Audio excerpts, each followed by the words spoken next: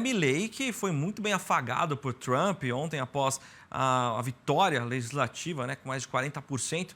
Por isso, a gente abre aqui a nossa janela do estúdio conversar com meu amigo Felipe Serigatti, meu professor, pesquisador da FGV Agro. Serigatti, uma excelente manhã para você. Bom dia, meu amigo.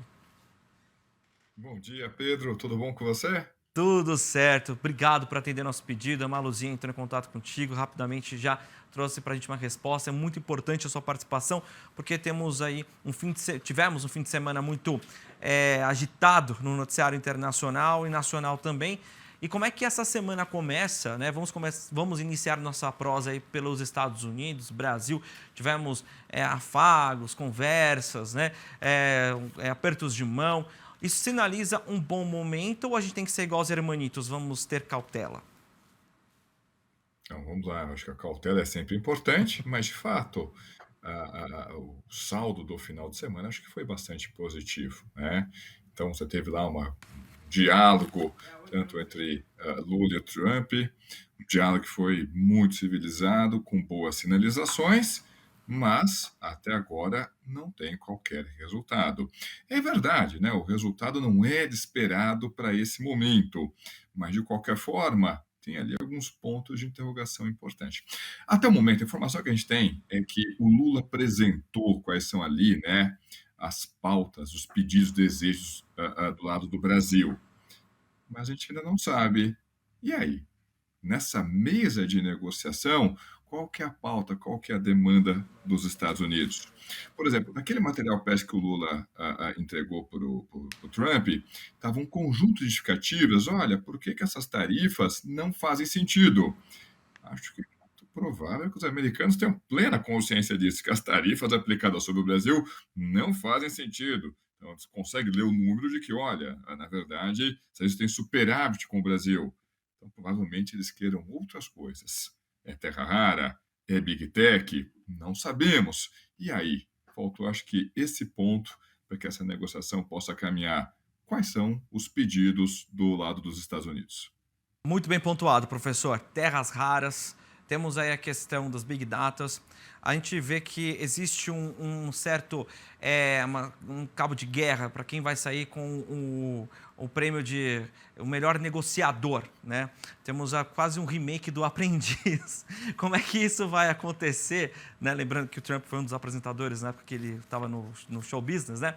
Mas nesse sentido, como é que a gente vê agora, nessa jogada, como é que existe essa cautela, não tanto por parte de Washington, quanto por parte do Palácio do Planalto, que hoje olha com cautela toda essa questão dessas negociatas, dessas conversas, porque a questão de terras raras ainda é um ponto muito sensível, né? Big Data também, mas terras raras é um ponto sensível tanto para a China, né, que já houve sanções, quanto também para o Brasil.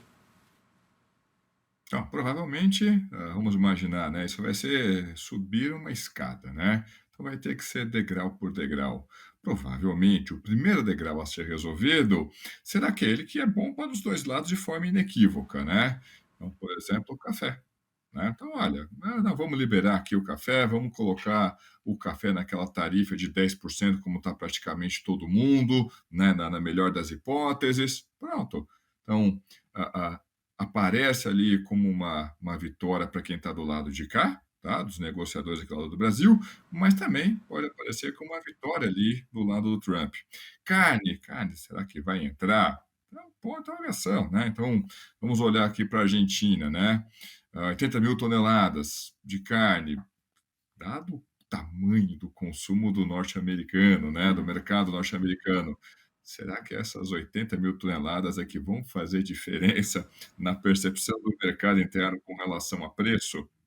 Além disso, enquanto no café eu acho que não vai ter oposição muito forte dentro dos Estados Unidos, da carne bovina a gente está vendo, né, que as entidades de classe que representam a pecuária de corte ou até meus próprios frigoríficos ali, têm apresentado já alguma reclamação. Então acho que o primeiro passo é aqueles pontos que são muito convergentes entre eles. Ali se encerra a negociação? Com certeza não, mas eu acho que esse é o primeiro degrau ao longo de todo esse processo, né, cujo objetivo é subir essa longa escada que temos diante de nós. Exatamente. Agora, professor, outro ponto interessante, já indo agora para a Argentina, antes de falar sobre a vitória de Milei ontem, falar sobre essa aproximação do presidente argentino com o presidente norte-americano, que inclusive, né, no último encontro, como vimos há pouco na reportagem, manifestou, né, a compra, né, aumentar a compra. Muitos falam que é algo até incipiente, se a gente for ver também a necessidade do mercado norte-americano, mas nesse sentido o Brasil pode entrar junto, né? Como é que a gente pode ver essa aproximação, tanto de governos que têm oposições políticas divergentes, né, que têm questões políticas divergentes, mas com um propósito muito singular, que é aumentar principalmente a venda externa. Nesse ponto, o Brasil tem muito a oferecer, está muito próximo disso. O senhor acha que isso pode entrar numa competitividade interessante, ter avançar a passos largos para o Brasil, principalmente para a abertura de carne agora? Então, vamos lá. Se isso vai acontecer ou não, não sei, mas se vier a acontecer, óbvio que é uma boa notícia, sem dúvida alguma. No entanto, né, como tem aquela máxima do pessoal da diplomacia, né, países não têm amigos, países têm interesses, né? Então, ok, com um pouco mais de afinidade, é óbvio que facilita, principalmente dada a personalidade do Trump, né? Então, está ajudando ali o Milei? Está ajudando o Milei. Porque o Milei apoiou ele, fez declarações ali absurdamente explícitas favoráveis ao Trump, sem dúvida alguma. Mas acho que por trás disso tem o que ali? Olha, queremos reduzir a participação ou a influência da China sobre a América do Sul, onde a gente está, que tradicionalmente era uma área de interesse, né, de predominância do poder norte-americano. A mesma coisa, na minha opinião, vale aqui para o Brasil, tá?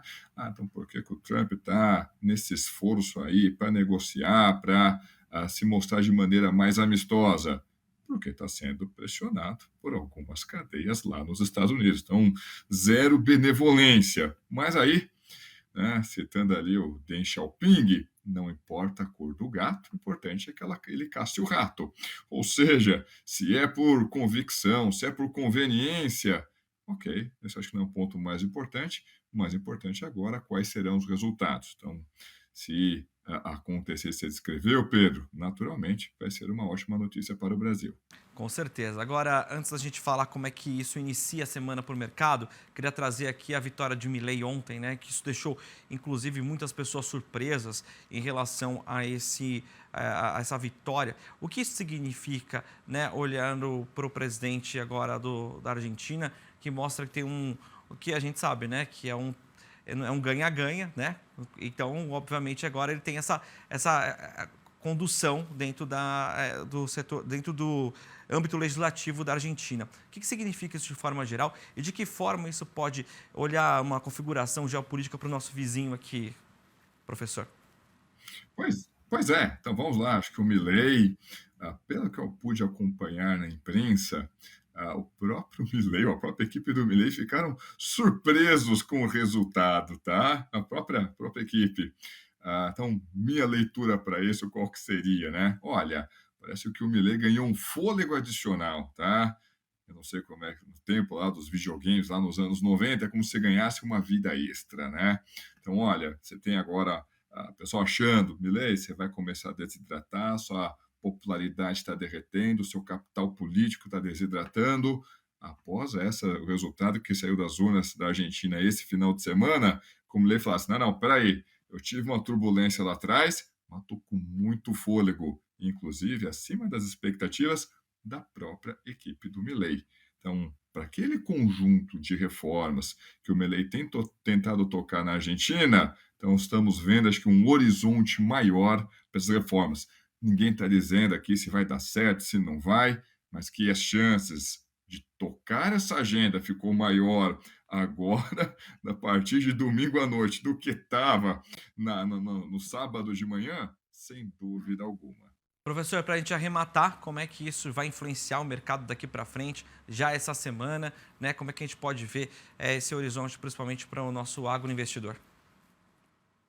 Então vamos lá, né? Acho que com relação ao Brasil, tá? O fato de a gente ter recebido a notícia ao longo do final de semana de um diálogo bem tranquilo, bem positivo entre os dois presidentes, Lula de um lado, Trump do outro, óbvio que é positivo para o universo agro brasileiro. E aqui deixa eu colocar uma informação que é curiosa, né? Universo agro, e aí incluindo não atividades agropecuárias, mas também agroindústria, foi um dos, né, os segmentos aqui no Brasil que mais foram afetados pelo tarifaço. Só que esse afetado, a gente olha muito para a questão de volume exportado, de quantidade. O pessoal da Getúlio Vargas, lá do Rio, o pessoal do IBRE, fez uma pesquisa que era perguntando para os empresários, aí, como é que você está reagindo, né? E o principal fator não foi nem tanto em quantidade, foi em expectativas. Então, mesmo alguns segmentos que falam assim, não, eu não fui atingido. Ah, então você está tranquilo. Não, cara, eu não estou tranquilo. Talvez eu não tenha sido atingido naquela rodada, mas eu posso ser atingido numa próxima rodada. Então, esse diálogo super positivo, não só em termos de quantidade, de preço, mas tomara que também em reversão das expectativas. Muito da desaceleração que a gente tem visto, inclusive na agroindústria brasileira, está associada às expectativas. O pessoal começou o segundo semestre de uma maneira menos animada que tinha começado o início do ano. Tá certo. Professor, muito obrigado mais uma vez por atender o nosso pedido aqui do canal Terra Viva. Espero reencontrá-lo em breve. Um ótimo dia, uma ótima semana, que seja ainda mais produtiva. Eu que agradeço o convite, sempre um privilégio conversar com vocês e uma ótima semana a todos. Valeu.